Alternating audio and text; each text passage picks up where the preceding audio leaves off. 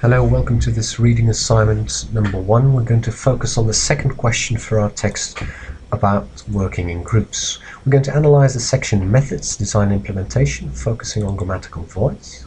And we're going to try and think how or why this voice was specifically used in this section. The section that we're focusing on is a methods section. Here it says Methods, Design and Implementation. Let's just first read and focus on voice.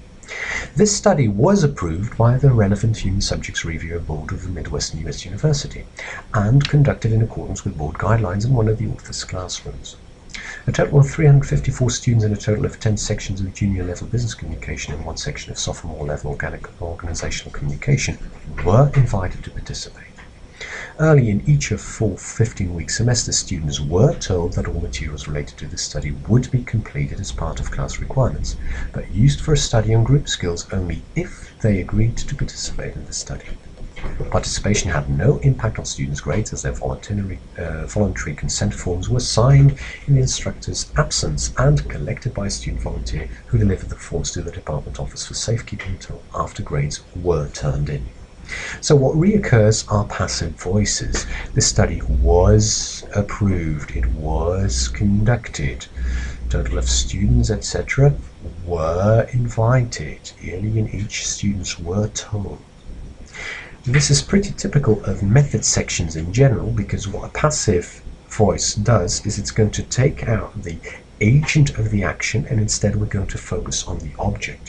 Here we want to see what happened to students. We do not want to hear that it was Jack and Jill telling the students what the whole aim of the exercise was. We don't want to know that Stevie was the name of the student who picked up all the papers and the consent forms and gave them to the authors. So what we're really interested in is the method itself. What was used? Was it a questionnaire? A questionnaire was taken. Consent forms were then delivered to. It's the objects that are going to define the procedure that are of importance, and that's why we take those and we put those as the subject of our sentence, and that is going to force us to use a passive voice. So we're going to use passive voice when we're going to give descriptions of procedures, which is of course typical of a method section, because we don't want to focus on the persons or the machines performing the action, but on the outcome, on the result, what we wanted to use. For instance, data, questionnaires, interviews, etc.